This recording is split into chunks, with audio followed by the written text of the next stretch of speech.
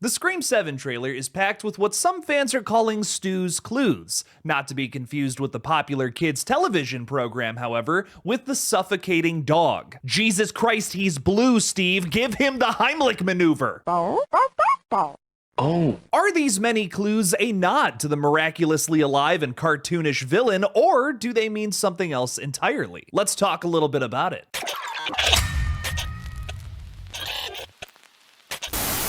Hey everybody, I'm Killjoy Jake, and instead of having friends, I have horror movies. Real quick, I want to share a huge channel update with you all. I'm gonna retire the Jakey Retro YouTube channel so I can post deep dive videos on horror movies and television series here. The first new video in that ongoing deep dive series will be released this Friday, November 14th on season 1 of the Creep Tapes. Make sure to check that one out. I'm putting a lot of work into it to make it something really special. And no worries, Scream fans, starting this January, I'll be covering all 4 of the Wes Craven directed Scream films as a lead-in to Scream 7's release. Please check out these deep dive videos. I'm gonna try to make at least 2 a month for the foreseeable future, and they are going to be very, very, very tough to make. Thank you to all of my channel members and Patreon supporters who make all of this insanity possible. Now let's get into the big ol' update. Stu Macher is a rare Ghostface killer for a number of reasons. Matthew Lillard's standout performance is as hilarious as it is terrifying and memorable. Many want to see this character return since his apparent demise via TV in the original film. Stu was technically never shot in the head, just like his accomplice Billy, and that seems to be the only way to take one of these evildoers down. So is Stu Macher alive, and did he wait 30 years to finally go after Sidney Prescott and her daughter again? Well,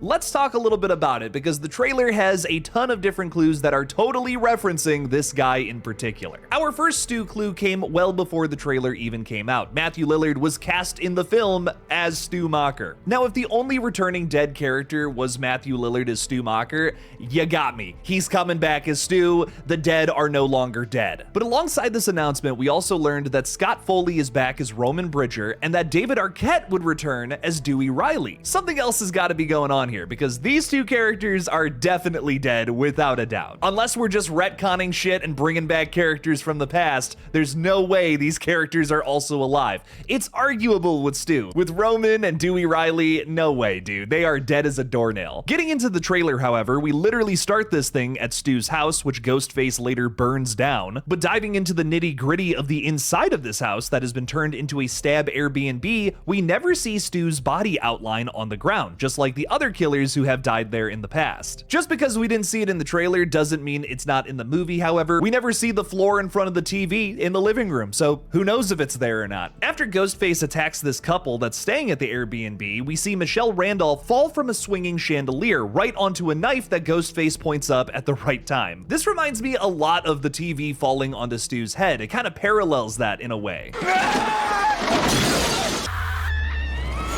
If this is Stu underneath the mask, this would be a really subtle thematic clue that he's getting the upper hand now. There was a point where a TV fell on his head and killed him. Now he's raising the knife up. He's ready for anything falling on him, including his next victim. As we move away from the opening scene, Ghostface is talking with Sidney on the phone once again, where Roger L. Jackson specifically says, "Nice small town you found, reminds me of where we grew up." This one's pretty obvious, but Stu also grew up in Woodsboro, California. Also a small town, albeit very rich, maybe much more money in that town than there is Pine Grove, Indiana, but a small town nonetheless. Speaking of Sidney, she specifically tells her daughter over the phone, who's currently being attacked by Ghostface, maybe Stu, that you have to shoot them in the head. A rule that has been burned into her brain after Randy said it long, long ago. And also probably because of the fact that she has shot multiple Ghostfaces in the head now. Again, Stu was never shot in the head. And finally, the absolute biggest thing from the trailer is we quite literally hear the voice of Matthew Lillard say this is gonna be fun at the end of the trailer.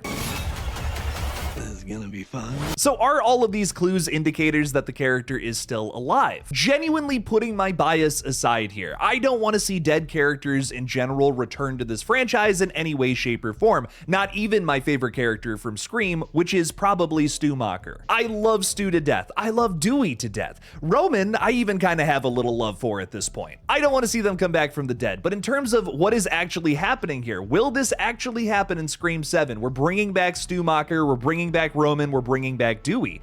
I genuinely do not think so. All of these teases that I just talked about are egregiously pointing towards the character of Stu Macher. Most of these things you probably already picked up on. Don't we feel like that's a little too obvious? Of course this fan base is going to think that one of their favorite killers is back from the dead, doing all of the killings once again. They are not playing it coy by any means whatsoever. There has to be some sort of misdirection here. There's no way the big reveal of the movie is that Stu is alive, especially after the way that they're beginning the marketing campaign here. I mean, we still have 3.5 months to go until the movie comes out, and you're telling me the whole internet has this movie figured out? I just don't believe that a Scream marketing team would do that. I don't believe that director Kevin Williamson, who loves this franchise, especially the mystique surrounded around it, would want to do something like that in the initial trailer. Not to say that he has total control over something like that, but I strongly doubt that a murder mystery franchise would want to give away their biggest surprise in the trailer. I think there's a major misdirection coming, and there's even little clues of that if we read the film's plot description as well as a single line of dialogue from Ghostface that may just give a little piece of it away. The plot description for Scream 7, which was released alongside the trailer, reads, "When a new Ghostface killer emerges in the quiet town where Sidney Prescott has built a new life, her darkest fears are realized as her daughter becomes the next target. Determined to protect her family, Sidney must face the horrors of her past to put an end to the bloodshed once and for all." There's also a line in the new trailer where Ghostface says, "I'm not going to hurt her until you're here to see it," referring to Sidney having to watch her daughter die. This is one of the biggest reasons why I don't think it's Stu. Why would Stu care about her daughter? If Stu has been waiting for 30 years for whatever reason to kill Sidney Prescott, why would he go after her daughter? That just doesn't make any sense to me. He only cares about Sidney Prescott. If he is alive and returns as a Ghostface killer, his motive would have to be simple revenge, or else you're just doing the character a disservice by not having them actually be in character. Stu Macher is absolutely no mastermind genius, at least that's not the impression that I got from him in that original Scream film. What are you saying?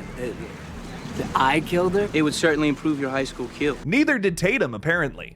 Stupidity leak.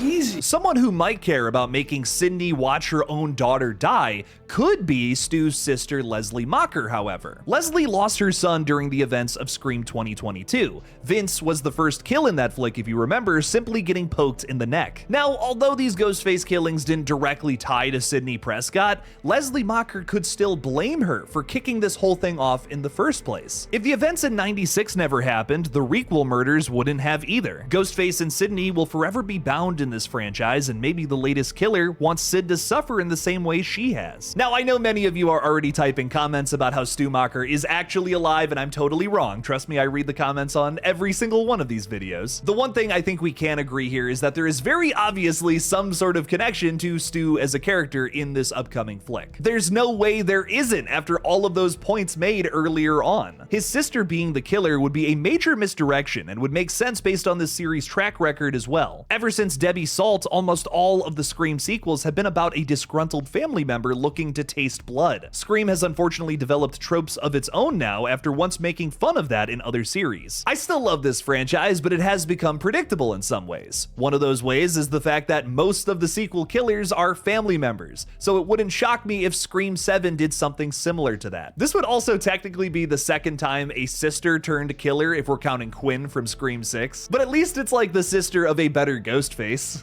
No disrespect towards Richie, but Stu is definitely better than him. Even though I think this is 100% what's going on here. I hope I am dead wrong. I hope that it's Blue from Blue's Clues underneath the mask, going after Steve for never getting that treat unlodged from his throat. Bow, bow, bow, bow. But the thing about Scream 7 is with Kevin Williamson writing, I have a lot of faith that they're still gonna find ways to shock and surprise us. For instance, who is Leslie Macher's accomplice? I've heard a few similar theories online talk about how it could be another one of her kids, like McKenna Grace or Asa Gurman, but I think it would be way cooler to see someone more unlikely. Like, let's say that we have Leslie Macher figured out right now. Anna Camp is super suspicious the entire time, just like Detective Bailey in Scream 6, but the big surprise comes from her accomplice, whoever else could be working with her. She diverts the attention of the audience, and the real shock in the third act comes when the accomplice is revealed. That's kind of similar to what the original Scream movie did with Billy. In my opinion, Stu was kind of the big shocker. It would also be cool if this other killer has a totally different motive than Leslie Macher versus familial revenge. revenge. Like it could be something similar to Mrs. Loomis and Mickey's relationship. What if Leslie is working with a killer who simply wants to put Sydney and her family in the ground to be the Ghostface who finally did it? I've pitched this theory before about a Ghostface who views the Prescott Evans family as a white whale of sorts. I'm bringing it up again to say that that theory isn't dead. That could just be the other Ghostface's motive. The most recent Scream films have made it so that both of the killers pretty much have the same motive. This is something that the series has really only ever done in Scream 2, to have two conflicting motives.